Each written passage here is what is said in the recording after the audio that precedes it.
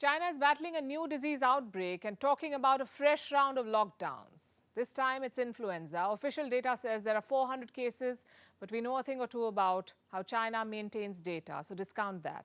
The flu has been spreading for 6 weeks now. The positivity rate is over 40%, and pharmacies are said to be running out of medicines.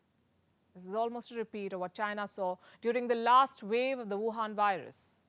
And the prospect of another lockdown has caused a lot of anger. Citizens are pushing back as the world wonders what and how much the Chinese are hiding this time. Here's a report. A familiar story is playing out in China. Another disease outbreak, a drug shortage, days of remote learning for children, and prospects of a lockdown.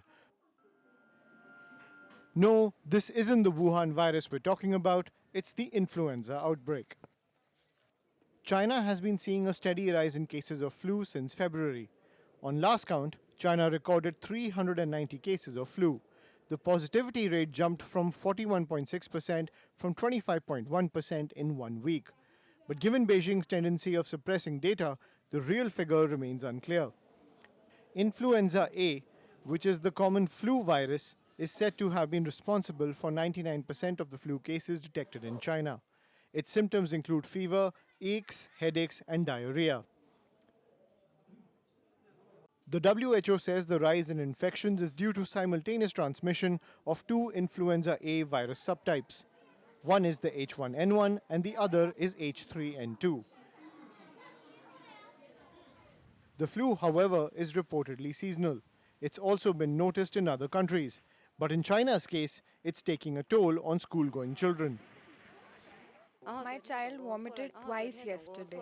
The child has had a fever of up to 40 degrees for several days. Today, the doctor will check whether he has influenza A. The rise in flu cases comes weeks after China witnessed a deadly COVID wave. Millions are said to have died then. Doctors, however, have ruled out another wave of COVID infections. They say the rise is due to low immunity levels. For school-age children, about 20% to 30% of them test positive for influenza A. The current situation does not seem to be another wave of COVID-19 infections. Because school children have been taking online classes for a good part of the past 3 years, their existing immunity and antibody levels are relatively low. So when they return to school, they could be prone to infectious diseases such as influenza. The latest outbreak has sent alarm bells ringing. Populous cities like Shanghai, Beijing, Tianjin, and Ningbo have switched to online classes for students. Some want to take it a step forward. Take Xi'an, for instance. It has a population of roughly 13 million.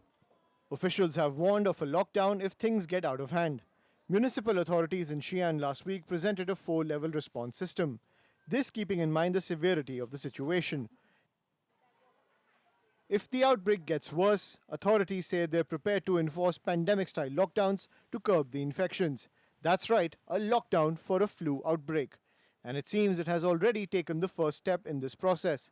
On Wednesday, it issued an emergency notice to local authorities. It permitted them to shut schools, businesses, and entertainment centers. But residents are having none of it. For them, it's a flashback to the nightmare they witnessed in 2021.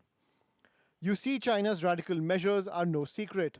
In 2015, authorities in Shanghai had warned of stopping classes, work, and restricting gatherings in the event of an influenza outbreak. During the outbreak of the Wuhan virus too, China saw one of the strictest lockdowns in the world. This was in line with the country's zero-COVID policy. Citizens forcefully locked for days without access to daily essentials. The situation in Xi'an was no different. It suffered a draconian lockdown between December 2021 and January 2022. Many were left starving due to the lack of essentials, and medical services were affected for weeks together. But citizens lost patience after a point.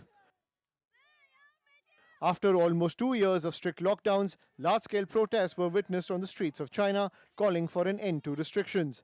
China's zero-COVID approach had evidently failed. I think we just need to identify the close contacts or semi-close contacts, those people who might have been infected. This is just enough. We don't need this huge screening of the whole compound. It's not necessary to be so meticulous. Chinese social media websites are flooded with messages. Angry citizens are pleading to authorities not to go down that path again. They say that similar outbreaks have happened in the past and life has gone on. While there is no news of a complete lockdown, the distrust of the citizens in the local authorities remains high. They don't want to see a repeat of the pandemic restrictions.